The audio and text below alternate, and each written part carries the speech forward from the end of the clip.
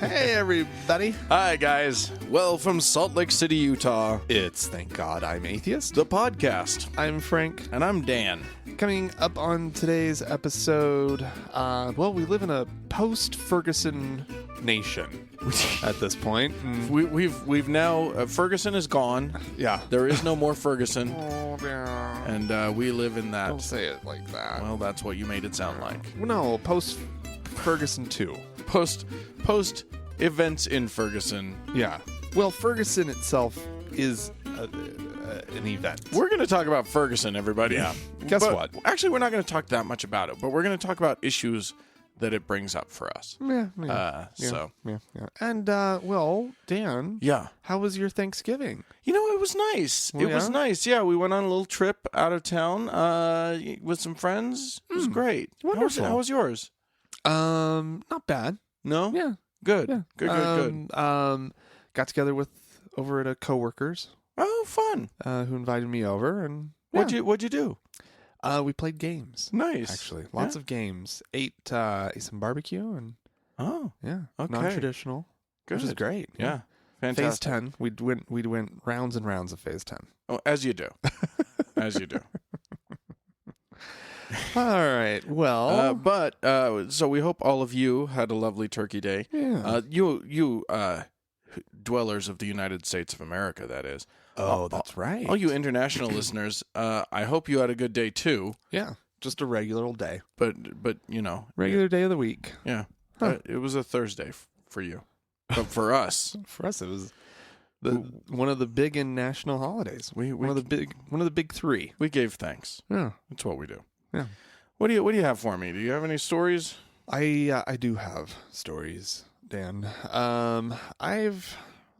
Where to start, actually. I'm gonna go to Houston first. Okay. And this is the story of a pastor in Houston. They have a few of those there. Yeah. Who refused burial of a 93-year-old woman who had just passed away. Oh, that's good. If she was alive, that would have been really awkward. Yeah, it would have been really bad. She'd been a member of his church for 50 years. Holy crap. But as she got closer to her death, her tithing had sort of tapered off. Oh, come on. And apparently even her attendance, You said she was in her 90s? 93. Uh-huh. Oh, well, yeah. And, and she, the last 2 years, she was either in a nursing home, a hospital, or a coma. And he wouldn't bury her? Mm-mm. No, wait a minute. Did the church own the... They had a little church cemetery. And he wouldn't bury her? Uh-uh. Oh, my God. That is some fucked up shit. Like, that's not just... Like, there's like, mean, or there's rude, Right. and then there's, like, that's fucked up. There's that whole other level. Yeah, I know. Oh, my know. God. I know. she 50 years she had been a member of this 50 church. years. So her daughter had to kind of shop around town. They thought that they thought they had it all figured out. Oh my God. Thought they had it all figured out, and no, it turned out that she did not have a place to bury her mother. And so she says even retail stores give people more respect than that. Hell yeah, they do. I don't understand why we've become so commercialized with religion. What does this have to do with God? That's a great question, lady. And then she adds, why can't I give my mother her last wish to be funeralized in a church that she loved so much? Funeralized. Yeah, don't you like that? That's a quite a word she came up with there.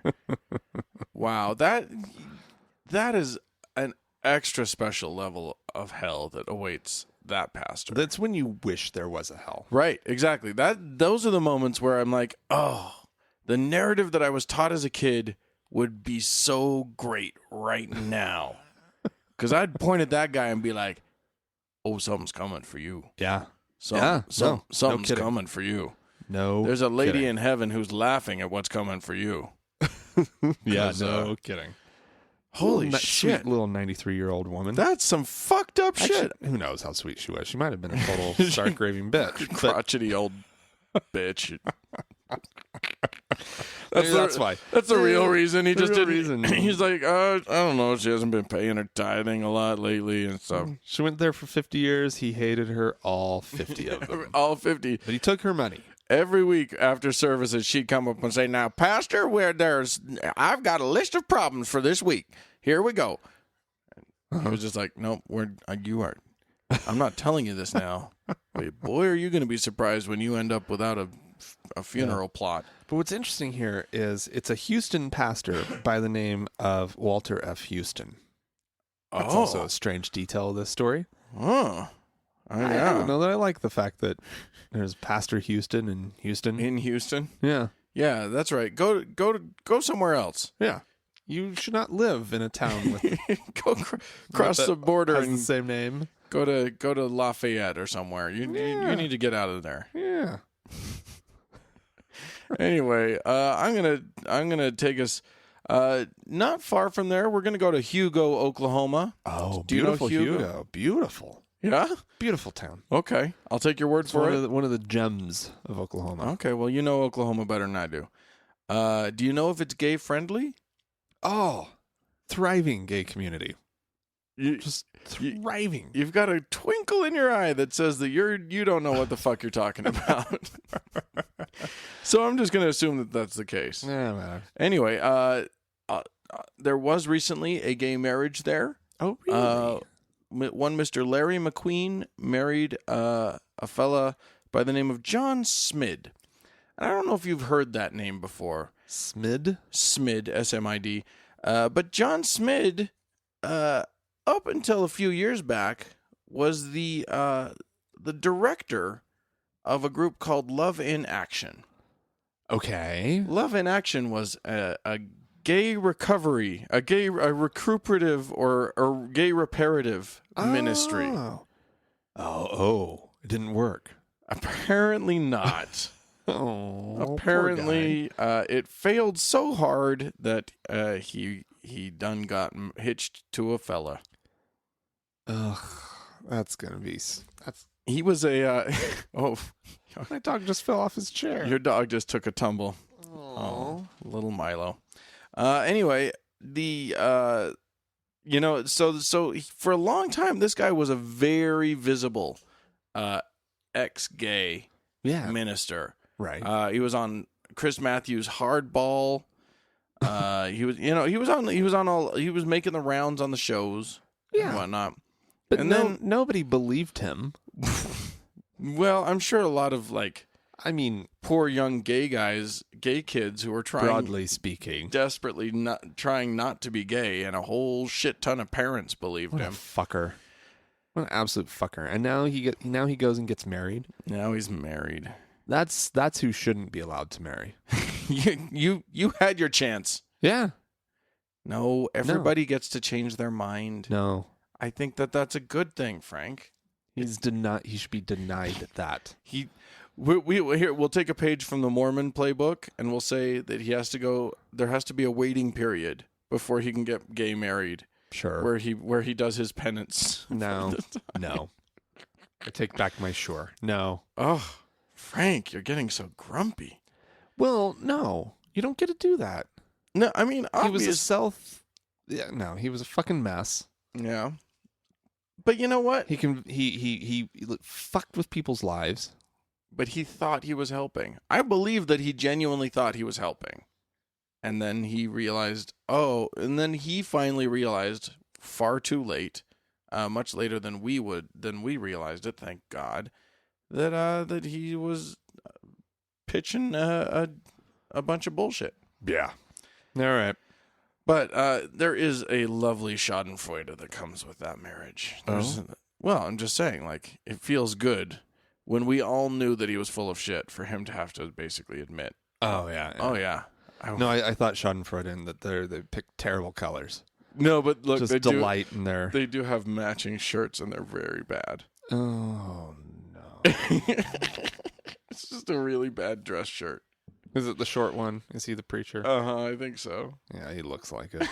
Fucker. That was probably some poor soul who actually went through his thing. Yeah, exactly. Probably They, was, they actually. met at the ministry. I'll bet you anything. Trying to deconvert each other. And All night long. every session just ended up with a makeout session, and then shit, we got to pray some more. God damn it. Well, this is the fuck the gay away, right? Well, yeah, that'll work. They tried it. It didn't work. It didn't work. Damn it. You know, you're playing with fire. You are. Really. And you're gonna get burned. All right. Well, have you heard about this documentary about Scientology that HBO is putting together? I saw that they were doing one. Yeah. So no, I haven't heard much. Well, clearly, it's not going to come out until sometime in 2015, which is, fast approaching. Right around the corner. But nonetheless, they're getting it ready. Yeah. They're sort of in the final stages of that whole thing. But it's not even so much, the fact, like the amount of like detail that they're going to be exposing about Scientology, and perhaps even some very interesting secret / tidbits about, John Travolta and Tom Cruise type stuff, Right. high profile Scientologists that will be mentioned in the documentary. Right. It's the fact that here is the quote from HBO documentary films president Sheila Nevins. Okay. We have probably 160 lawyers. Right. That's what I was gonna say. That's the quote, because they're getting ready. You mess with you if you say the word Scientologist, you better be loaded for bear, because they come at you. They come at you from every direction. Oh yeah, they wreck your life. Apparently, high-powered Scientology Hollywood types are already writing letters in mass to obviously. HBO. And clearly you would have a lot of talent also saying, we'll never work with you again. Right. Yeah. I mean, that's the thing. People don't understand. For HBO for a company like HBO to do this, what they're doing is what will happen is guys like Tom Cruise, who's still an A-lister. Oh yeah. And John Travolta, who's B+. Yeah. And a lot of and all of their other people are going to say to places like Sony Pictures or say to Universal, I'm not going to do a movie with you if you're going to sell it to HBO. Right. They're going to start really and that's financial that is money pressure. Yeah. That's real pressure. Yeah. So HBO's ballsy as fuck to be doing this. So I guess this documentary is, the title of it is Going Clear. And it's based on a book. Yeah. That came out. I think we talked about that book. I think we mentioned it. Yeah. So anyways, Going Clear actually never published in the UK because of massive threats from the Scientologists. Right. It did publish in the United States. But Scientologists are amazing with their legal machinations. Well, they're just litigious as fuck. Well, there was one series of articles about them. Was it the New Yorker, or it was some major publication that did a series of articles about them, and the author of that for years was just like couldn't make a move, right? Because they were buried under legal problems.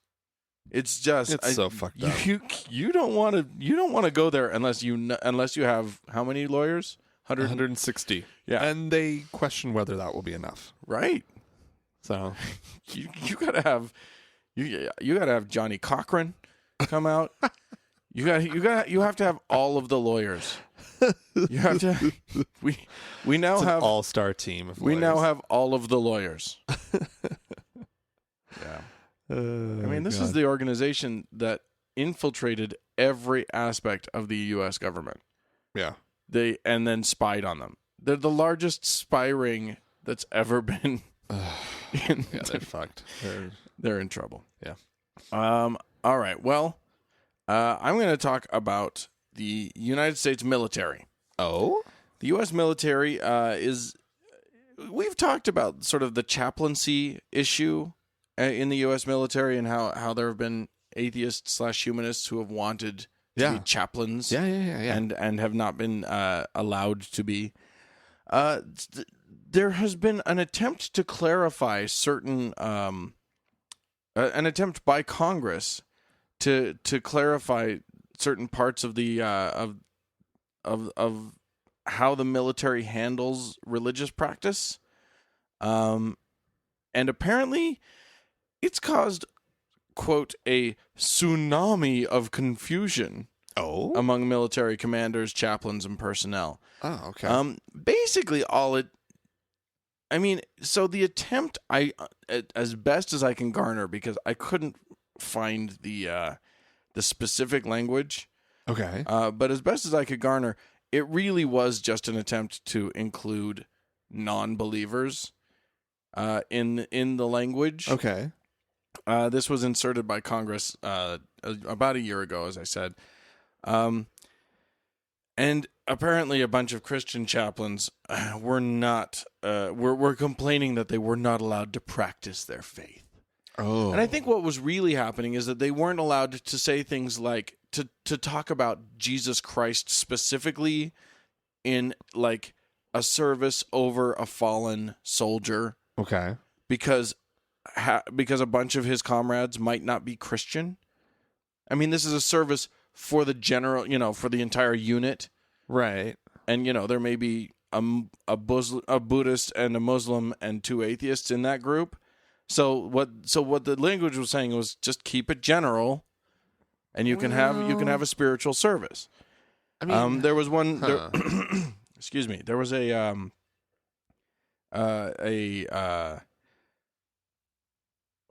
was it?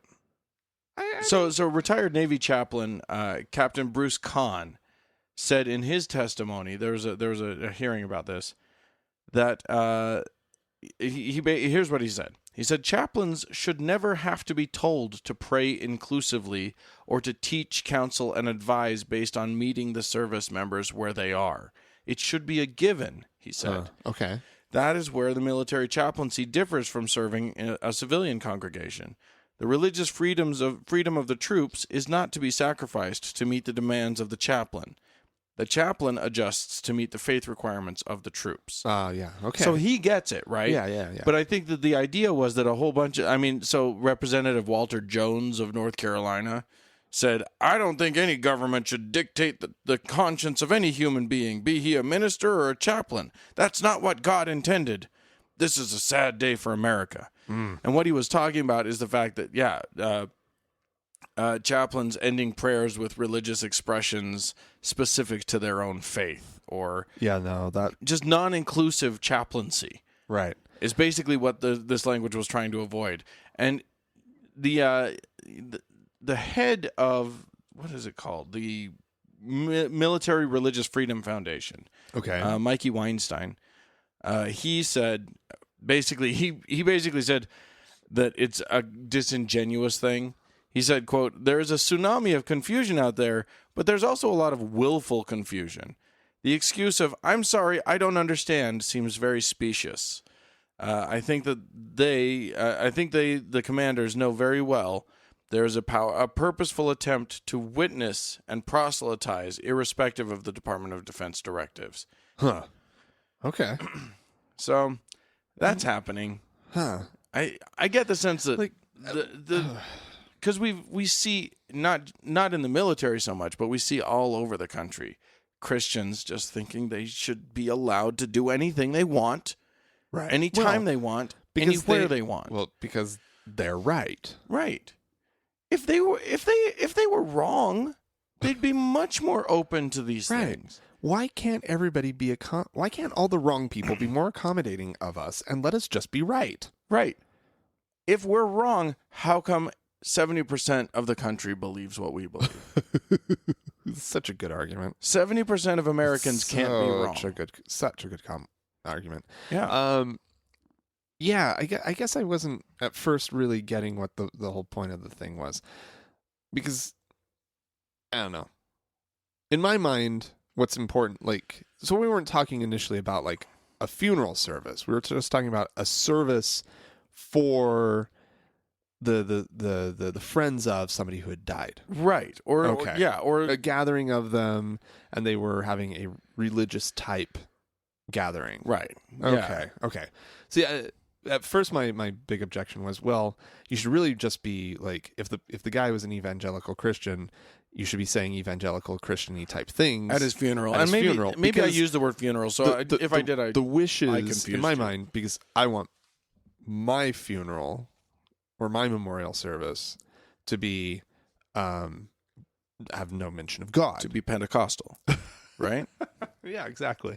No, but like, so it needs to be the person. Like, I know that funerals are for the living, but at the same time, they also need to honor the dead Right. and not dishonor them by, By- doing whatever, Right. Exactly. ignoring who they were Right. in life.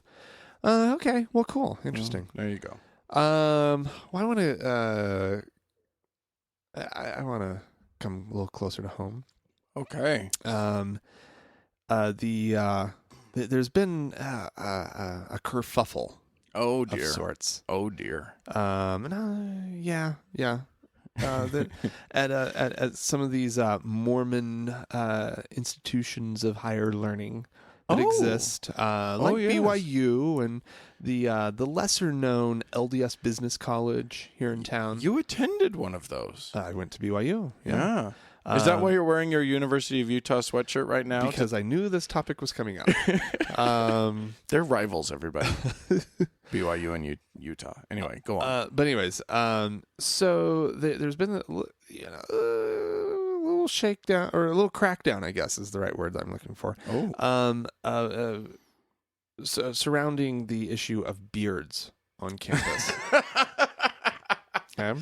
No, wait. Are you referring to wives that hide the fact that their husbands are gay? Well, that would be a good thing to crack down on. No, this is actual like facial hair. Oh my. Now, who knows? I don't know if a lot of our listeners know that BYU is really strict about like its grooming standards and whatnot, and if and this goes for all of the LDS schools.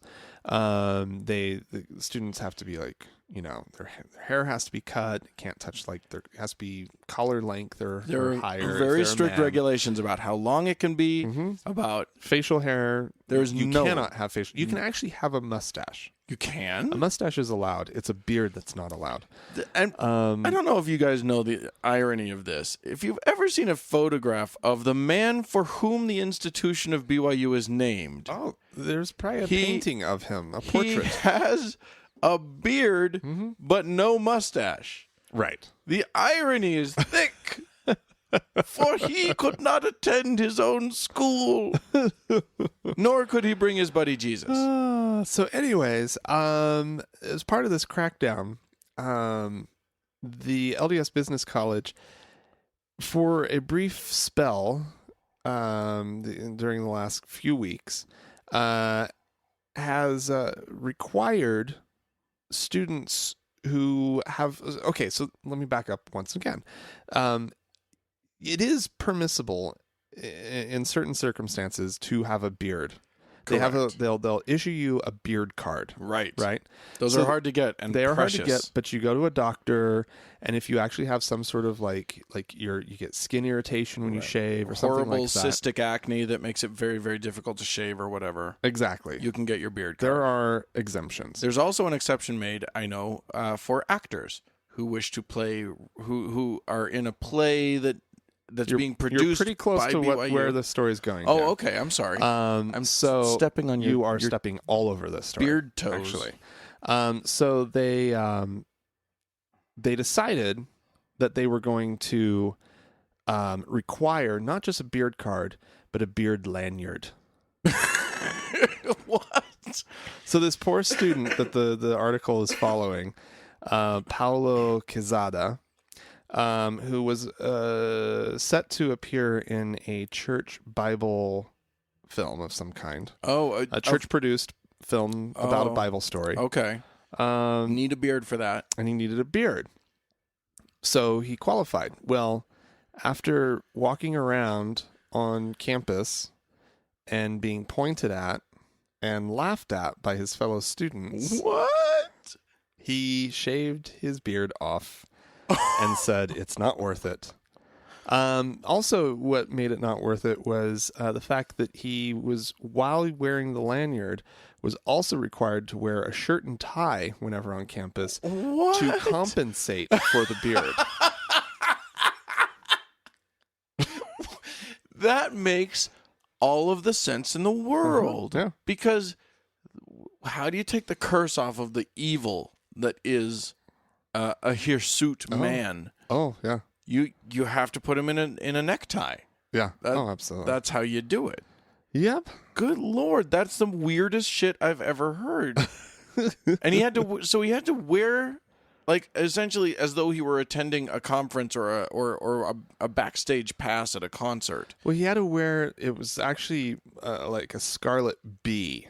Right? Right. It had to be sewn onto his clothing. He had to actually, there it was. His shame was not just on his face. No. But also on his chest. They're represented on his shirt and tie person. Oh, yeah.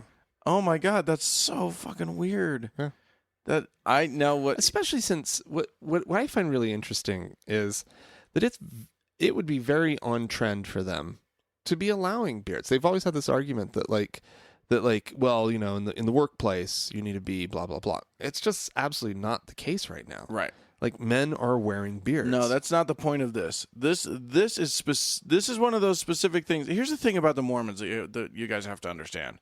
The Mormons used to have like 500 things that made the whole rest of the world go, okay, they're weird. Like, they had all of these separation things. They were basically like the Amish. They didn't drink, they didn't smoke, they had multiple wives. They had all of these things. You know, no black folks and whatever. They had a bunch of stuff that just separated them from everybody else. Right. And bit by bit, those things have fallen away. What do they have left? They have to hold on to the things that they have left. And one of those things, I have a friend who posted a thing online talking about when he went to BYU, when he graduated from BYU, he was told by one of the leaders who was giving I guess a commencement speech or something, that the commitment that they made to be beardless for the time that they were in BYU was a commitment that they should hold to after. Oh my God. They left. My God. Represent us as the monolithic, homogenous group that we are out in the world. Yeah.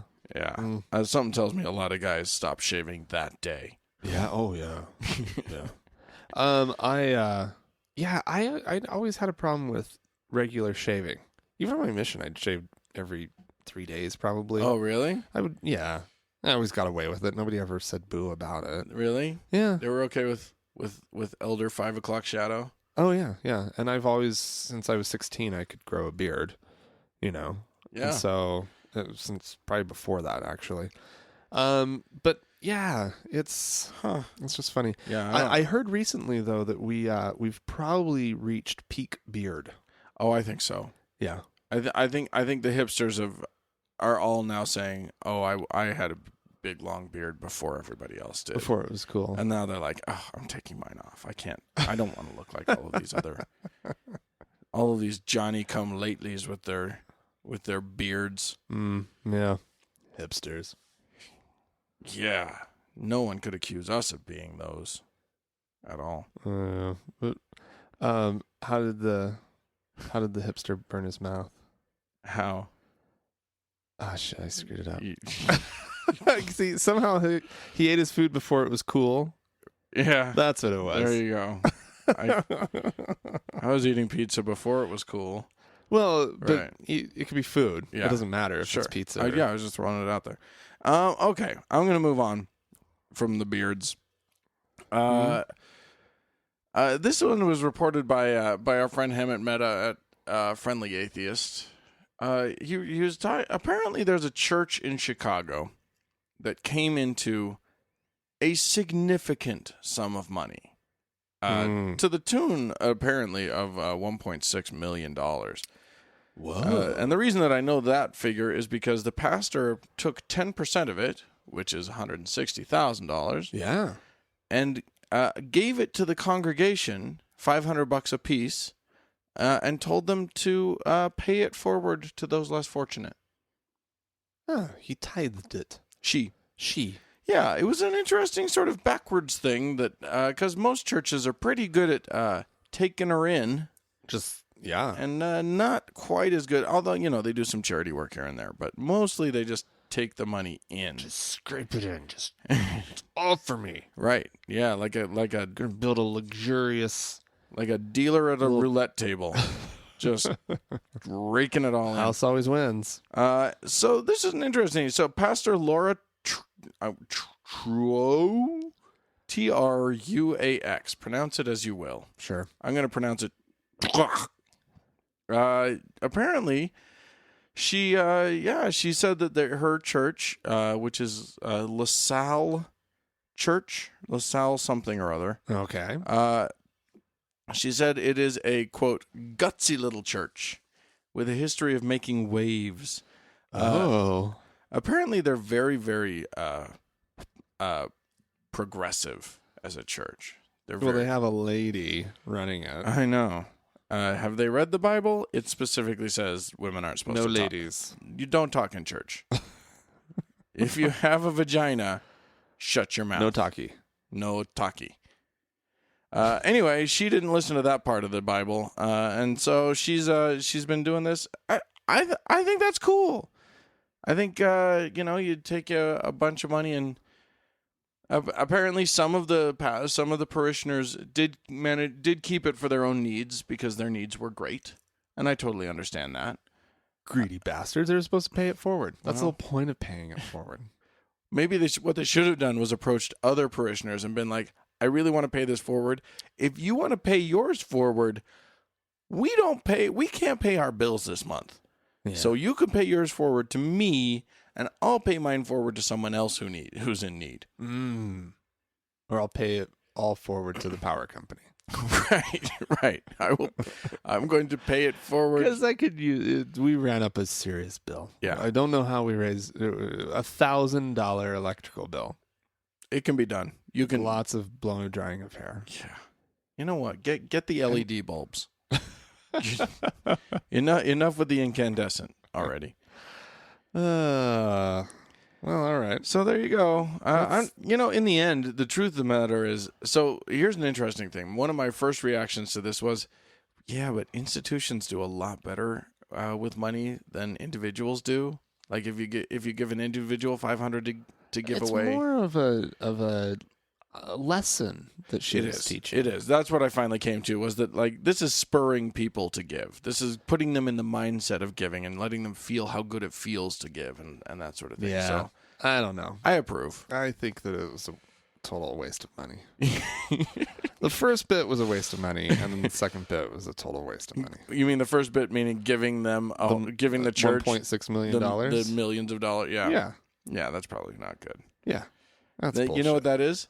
That's some poor kid's inheritance getting pissed away by their parents. Yeah. No, seriously. They probably died and left a whole shit ton to the church. And I think of the numbers of times that my parents could have paid for my college education. Right. Just pissed away to the Mormon church. Yeah, it's an unfortunate thing. What's really funny is the number of ex-Mormons that I've talked to who are like, how do I get that money back? Oh, I know. I'll tell you, Mormons are better at extracting their tithe than any church you'll ever see. Mormons will get 10% of your earnings. Yep. Yeah. It's not. I mean, they don't send a guy named Vinny around to your house to persuade you. No, they just they're good at the guilty thing. They will guilt the shit out of you. His name is probably Spencer or Kimball or Orson, and he's here to share a nice little message with you. The bishop wanted me to tell you some things. I'm here to share a message from the bishop. I got a message from the bishop. Shall we sit down for some prayer? You want me to get you to kneel? I can make your legs Do you bend. still want your knees? I can make them bend one way or the other. Either way, you're going to your knees. You choose. Anyway, that's ridiculous. All right. Well, if you'd like to chime in on any of the things that you've heard so far, yeah. on Thank God I'm Atheist, you can send us leave us a voicemail message. Ooh. At 424-666-8442. Wouldn't that be fancy? Ooh. You can also email us. That's podcast at thankgodimatheist.com. Or you can always find us on Facebook, facebook.com/TGIAtheist. There's also the TGIA Members Only Lounge. Right. Search for it on Facebook. Yeah, that one's secret, so you got to find it. Yeah. You got to do some digging to get to that one. All right, we're going to take a quick break. This is, of course, it's Pat Robertson. We love him. And he's got something of a holdover from a few decades ago that he's just fixated on. And you need to dust off that chip on your shoulder there, Patty boy. All right. This is Adriana, who says, my husband is really into computer games, and lately he's been playing this game called Archage. I tried playing the game before, but I stopped because I didn't like that there's a lot of witchcraft, spells, wizard stuff, and praying to these figures in the game. I felt it wasn't right. My husband says I'm just overreacting, that it's just a game. It's not like he's actually doing all that stuff. So I want to know, is it okay as a Christian to play these kinds of games? We did a long speech. There was a big thing about Dungeons and Dragons, and people actually got absorbed in that stuff. They took on those roles, and they began doing horrible things, and it was almost like an invitation to demonic possession. So I think playing some of these role games, I don't know which one they told, I don't do it, but I think, should a Christian do it? The answer is probably not. I think we shouldn't get ourselves involved in something where we're role-playing a thing having to do with demonic forces. I mean, I don't do it, so I don't know how they work or it. Really? Pat Robertson, you don't play Dungeons and Dragons? Massively multiplayer online role-playing games? That's strange. I thought you'd be super into those. Well, yeah, I mean, Dungeons or and at Dragons. least Magic the Gathering. Surely the thing that they did about Dungeons and Dragons was like circa 1984. Oh yeah, Like he's really well. He's produced. like, we did I know a thing about a game. I've heard of a game that we didn't like. Is that the same thing? No, Pat, it's not the same. Not that I know anything about Archage. I have no clue what that is. Archie Archage. Archie Age. ARCHE. Yeah. Age. And no space. There's no space. But No. the second A is capitalized, so that's how you know. Well, that's the way they're doing it these days. Oh, they're very you fancy. Smush the words together, but you keep it capitalized. So that you know where one word, especially in this, where they've just made up the word. Anyway. Yeah. You don't know that, Dan. Oh, I know. You don't know. God. Oh, well. We've had some folks write into us. Some people wanted to make their voices heard. So I'm gonna jump into that. Aiden wrote in, "Hey, I was listening to your podcast Holiday Survival Guide, and you brought up a listener email about someone who sometimes had the thought that once he died, it would just have been a video game. I had a similar thought when I was a kid. I used to think that my life was real, but God controls things through an arcade machine of me and everybody else. So God would be there in the clouds with hundreds of arcade machines, and he would have to play to help some pastor find his car keys or give kids HIV or something similar. I'm not sure why God would give kids HIV. Anyway, Because he's a bastard. That's why. Dick. But when he left my machine, sometimes Satan would jump on and fuck something up in my life. That's how he did it. Yeah. Oh my. Anyway, Okay. cute. I thought that was cute. Hey, Frank and Dan, this is from Ty in Sydney, Australia. Do you remember last week I was talking about how we were talking about comporting ourselves at the holidays and I mentioned wanting to be inappropriate Uncle Dan. Oh yeah. But I was struggling to really figure out how I was going to be inappropriate. 'Cause Okay. I'm mostly just a nice guy. I don't try to ruffle feathers. That's not a thing I generally, especially not at family functions. Right. Okay. Out in the world, maybe I do. So Ty says, inappropriate Uncle Dan sounds great, but I'd love to see him go in a different direction. Inappropriate atheist Uncle Dan. Instead of ranting about the queers, the blacks, and the feminists while drinking Jameson, inappropriate atheist Uncle Dan should take a big swig of Jägermeister. Gross, you needed to pick something better than Jaeger. Yeah. And drunkenly spout gems like, Jesus is a myth, Mary is a lying adulteress, Joseph Smith is a convicted con man. Then go off on a tangent about the damn conservatives ruining the country, and to top the day off, get in a fight with his brother about how he shouldn't indoctrinate his kids into a death cult that symbolically drinks the blood of its false prophet. Ooh.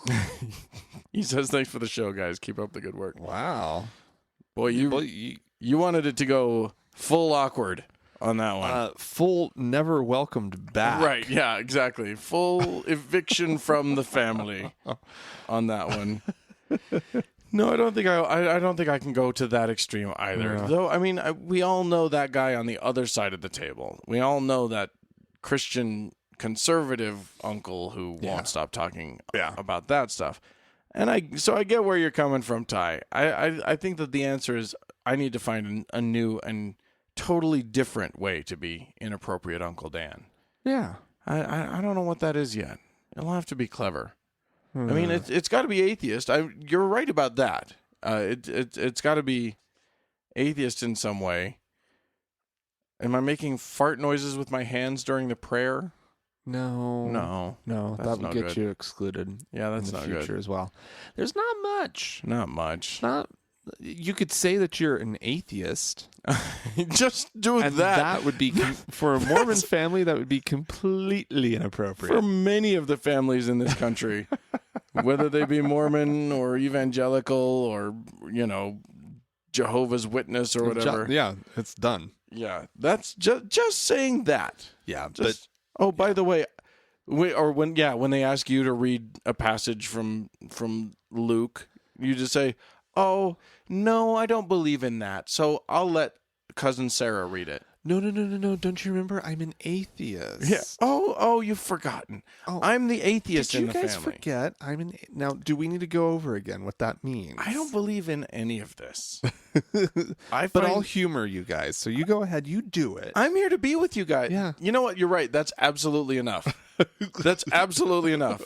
Just politely reminding them that you're an atheist is all times. totally enough to be. Anytime anything religious comes up, Right. I'm an atheist. I don't really think that's. You see, now you've stumbled on the equivalent, the religiosity version of being a vegan at the dinner table.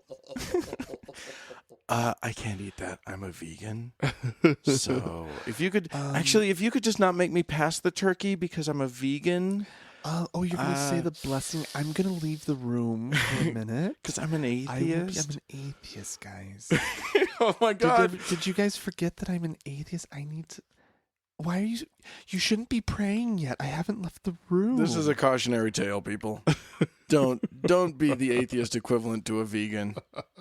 And if you're a vegan, don't be the vegan equivalent of a vegan. Don't be that guy. Anyway, thanks for writing in. Do we have a voicemail? We have one voicemail. All right, throw it up there. This is a caller with he's already started the petition. So so let's see what he has to say about that. Hey, this is Jim from Washington. I've made a petition on the WhiteHouse.gov to arrest the Pope when he visits next year. I think he should answer the question. I know they'll never actually arrest him, but at least I could get a response from the White House if it got 25,000 people to sign him. And I just wondered what you think. Do you think that the Pope should come to our country and, be led around by the military and protected by the government when he's the head of, like the biggest pedophile cult anybody's ever heard of. Just want to get your thoughts on that. Well, gosh, when you put it that way. Thanks for calling in, first of all. By the way, when you're the biggest one, that's when you get to not be a cult anymore. Yeah, that's true. They're a big pedophile religion. Thank you very much. They've achieved that status. They've gotten away with it for so No, long. I get where you're coming from. I don't go that far personally. The Pope is not. It's tricky. Yeah, it's tricky. But he's also a head of state, and you get. I don't know. It's a tricky. You tricky get a pass position. on the pedophilia thing if you're head of state. Is that what you're saying, Dan? No, that's No, that's you're pretty close to it. I think that's probably true in a lot of cases, but no, that's not what I'm saying. What I'm saying is that I have no evidence that he himself is a pedophile, and while his organization is, of course, has been very guilty. Horrific. Oh my God. Has been very guilty of not only supporting pedophiles within their ranks, but shuffling them around so they end up doing more harm than they should have in the first place, and all sorts of horrific things, and hiding pedophiles from the law, and it's awful. I don't think that's the defining feature of the religion, and I think it's something that they're actually working to try and fix. It's a cultural problem within the clergy. That is part of the catechism. It might be. It might be. Yeah. Anyways, I'm just saying. Yeah. So, Just saying, but Dan. you know what? I support people going and signing the petition. If you want to, yeah, go ahead and hear what the White House has to say about it. I'm guessing it will be wildly disappointing to hear the politic answer to that, which is probably just no, we won't be doing that. But thanks for submitting. Yes. Anyway, Indeed. on the subject, however, of petitions, Yes. we had someone else write in to us. This was who? What was the name on it? I don't have a name. Oh, David, who wrote to us and said, I was listening to the show and heard you talking about exemptions for faith healing parents. For those of us who don't remember, we were talking about parents who had neglected to give their child proper medical care when they needed it, and their kid either got hurt or died as a result. And you were telling us the story, Frank, of all of the people who or how the different states handle that, and some states have very lenient laws regarding it's this. ridiculous. Considering it's negligent homicide. So David said, I was wondering if you could do me a huge favor. The local atheist group I belong to, Columbus, Ohio Atheists, created a petition to end the religious exemptions. I would highly appreciate it if you could give it a mention on the show. Absolutely. So we're happy to do that. It strikes me as a very worthy thing to be putting your time and energy into. Absolutely. Their website, if you want to check it out, is Ohioans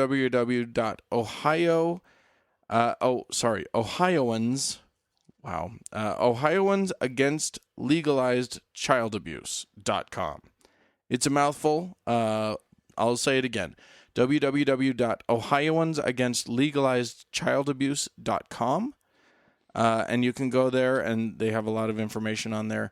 And I encourage you, if you're in other states that are lenient and you feel passionately about this, to start up something similar. This seems like a cause that atheists should just be really getting behind. It's something most people should be able to get on board atheists should with. just like that. Right. Clearly, this is an issue that the community should really be focusing on. It's a no-brainer. Yeah, it's a no-brainer. So, good work, David. Thank you for your efforts on that, and we're happy to publicize it. So, there you go. Ooh. Let's have a little chat, shall we? Oh, yeah. We're both kind of scared of this topic, actually. Well, where it could lead. Here's the deal. As you no doubt have heard, there there's been problems in our country following the decision by a grand jury not to indict a police officer who ended up shooting a young man in Ferguson, Missouri. Yes. And the officer was white, and the young man was black. And there's and of course there have been a lot of cases lately of young black men getting shot. Yeah. Almost. I mean, clearly for I wouldn't say lately. I think the attention of the nation is starting to it's been focus. getting more attention. Yeah.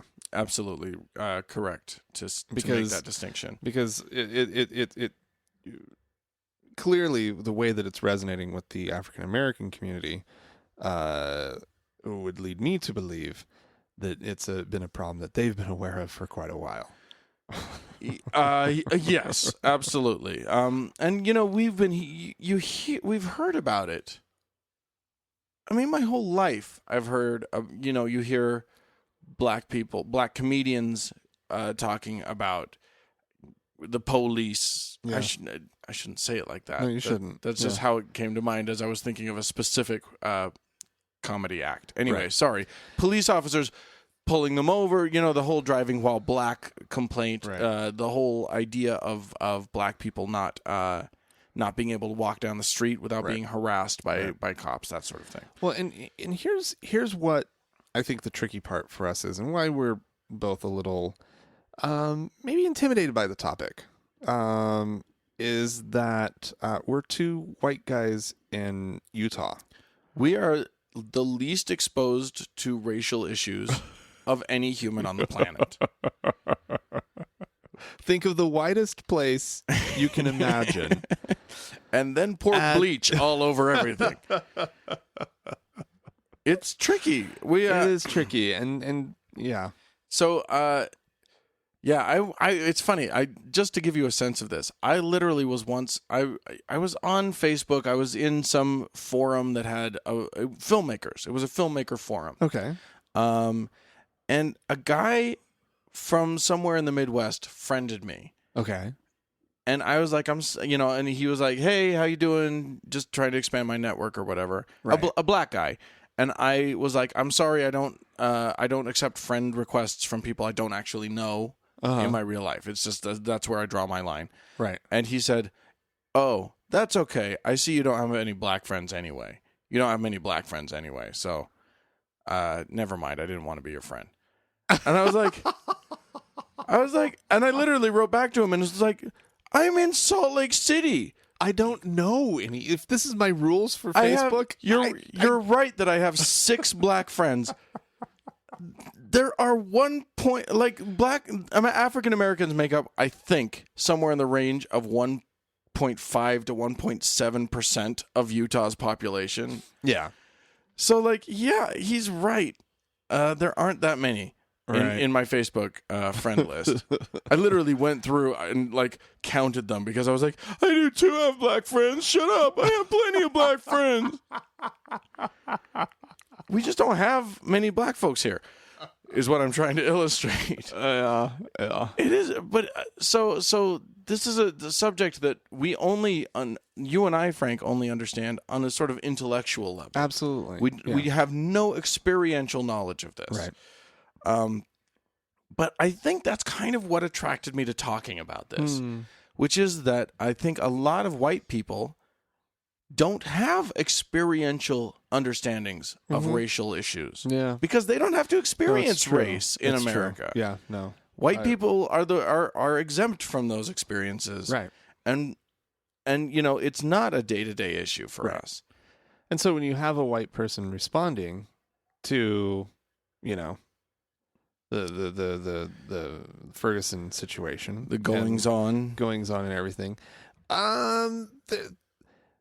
it's hard to respond. Half the time I don't even really know quite I hear a lot of people, at work or, not so much amongst friends, but at work, the topic seems to keep coming up.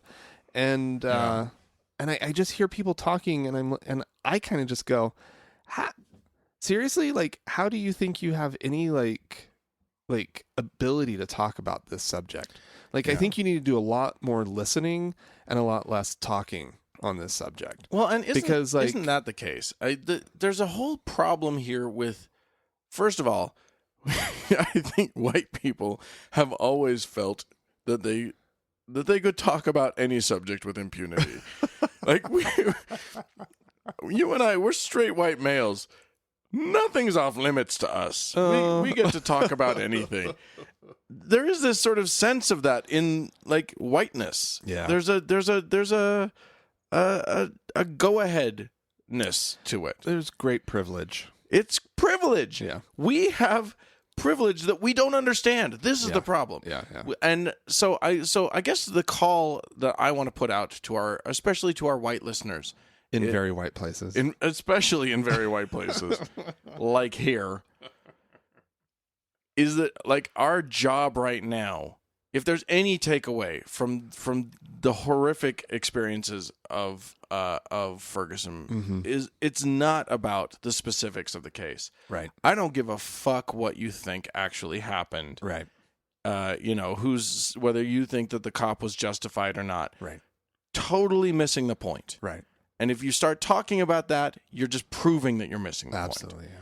The point, because even if it's just an allegory, even if the story of Michael Brown isn't, even if it weren't true at all, Right. it still points to something that is true. And our job is to listen. Yeah. And our job is to read and consume and really seek out the point of view of the marginalized communities of our country. Absolutely. And that because we clearly have a problem on our hands. it's a huge problem. I was listening to the radio this morning, and I'm not going to get the all the details entirely right, but there was a statement issued by like the UN Commissioner on Human Rights or something of the sort, and the statement was about it was about race issues in the United States and our continued problem with the police or something like that. Like this is like like outside observers are very concerned about the race situation and the police situation in this country right now. Yeah, well, Like- because we don't have police anymore. What we have is like Militarized paramilitary troops. Yeah, no, it's true. Who aren't trained like military, No. but have the same guns as the military. Yeah. Have some tanks that were And left they're s- over from the military. They're supposed to keep the peace with tanks. Right, And exactly. it doesn't make any sense whatsoever. Right. Yeah. And I would also say this, the white experience of having encounters with police officers, you don't know. You have no clue. You feel like that might be a little different than the I black have a experience? feeling it's probably a little different. Yeah. I have this hunch that it's a little different. I think you might be right about that. I mean, I think about like being pulled over by, I got pulled over when I think I had my license plate my tags were expired. Right. And there was he just let me go with a nice little stern warning Sure. because my friend was wearing a ball cap for a team that he was rooting for that weekend. And I was just like, okay. Yeah. I mean, but it's not just that. It's also the feeling of like if I'm pulled over by the police, I'm pretty sure I did something wrong. Oh yeah. Like if I'm pulled over there by the police, oh shit, what did I do? Just having was that an illegal turn, officer? just I'm having terribly sorry. that experience is different. let alone the whole being able to walk down the street thing. Like yeah. I was saying to you earlier, Utah is an open carry state. Oh yeah. I'm allowed to have, if I wanted to, this would be a freakish thing for me to do, and I hate it when people do it. But I could carry a sidearm. I could carry a pistol in a holster on my side and walk around the city. Yeah. I'm allowed to do that. And I could do that, and I would get weird looks from a lot of people, justifiably so. Yeah. And I would get, maybe cops would be watching me. a little more closely, That should as be they your, should. your next Temple Square stunt. Just walk around with a gun. Just the perimeter. I don't think they'd let you on the property. Actually, would they? I don't know. Do they have posted no firearms? They have to. They have to. I don't know. It would just be weird. But the idea is, all I'm saying is, I don't know that a black guy would be able to feel that he would be safe open carrying Anywhere. anywhere. Yeah. And this is the other thing. You said that the police are there as they're peacekeepers. They're meant to be peacekeepers. They're supposed to be serving the public. Yeah. There's a whole segment of public, and it's not just black. I mean, we're talking about Latino it should people. be We're talking about expanded a little. brown folks, Mm-hmm. mostly. Yeah. There's a whole segment of people who aren't being served. Yeah. They're being watched by. Yeah. And even if it's just that extra watching, that has an effect. That has a psychological. It makes them. It's well understood that one group is preferred and one group is under surveillance. Yeah. And it's one is trustworthy and one is not. right. Yeah. You know. It's these are the kinds of things that we as a white populace need to be much more aware of. And we absolutely cannot go down the Bill O'Reilly's road of like, white privilege is gone. Look, we've got it's black privilege now. They have more. There are blacks only schools and blacks only scholarships and. Look at how my kids could have gotten into school with affirmative action if they'd been black and blah, blah, blah. If you ever say any of those things, shame on you. Yeah. And also, So how do we tie this back into atheism, perhaps, and not just two white guys talking about race on an atheist show? Well, I think that this is there is a tie-in here, and the tie-in is about what it means to be willing to look at everything honestly, because really that's where I came to atheism from. Right. Was just I had a whole series of beliefs, and I had to be willing to look at them in a new, honest way. Right. Because they weren't real. They weren't true. Right. And I wanted them to be true. The whole time I was desperate for them to be true. But I wasn't good until I was honest. Right. So this is a plea along those same lines. This is something that we as an atheist community should be the exemplars of. Mm-hmm. We need to be leading the way and be in honest, soul-searching thought. Yeah. In all things in the world. Right. We're the ones who were good enough at it that we figured out that Jesus was tricking us. So I mean, this is where we can be leaders in the community. Yeah. This is where we as especially as white people, but also as black people. I mean, I think black atheists need to be leaders in making in bridging these divides. Because we're able to think, because hopefully we're able to come at things with open minds, open hearts, right, and honesty. Right. We should be So get out there and learn. You and I, Frank, we will commit to doing more learning. More learning about the experience of other people. Yeah. And about what that is, and not just say, well, I don't have any black friends. I don't know any black people. How am I going to know anything about black people? Right, exactly. And what can I do? What could I possibly do? Well, go out there and figure it out. Yeah. Figure something out to do. Yeah, an actual thing. Yeah, not just complaining on some Facebook feed or something. Yeah, figure something out. Screw that. Yeah, you're not. Although, something to do could be just as much as calling someone out on a Facebook feed when they say something bullshit. Or not liking it. Show them. I don't like that. Show them that you are serious by not pressing like. I will not like his comment. I normally always like his comments.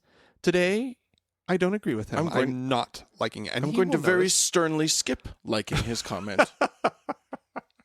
I think he'll feel it. I think he'll know. He'll know because I always do like his comments. That's a tricky one. So that one only works if you do always like somebody's comment. Yeah. Anyway, why did he not like my comment today? right. But I will say this. I will say because he disagrees with my stance on race in America. Yeah, exactly. I need to rethink some things. He did not like my comment. Oh my God. I feel shitty right now. I'm going to go back through this and just really rethink everything. I will say this. Don't get hung up on the details of specific things. That part of my call on this is like, if you start talking about the looting that's happening, or if you start talking about the, why did it turn violent? They're blah, blah, blah. You've missed the point. The point is the undercurrent. Is the undercurrent. It's what's happening. We're gonna. It's led to that, right? But we are going to get pulled into these conversations. Sure.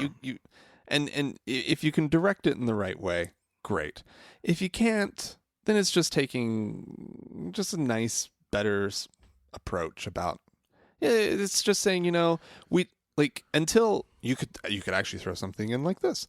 Well, until like more information comes out about the full, until I really get a look at the grand jury stuff, I don't know what my opinion is.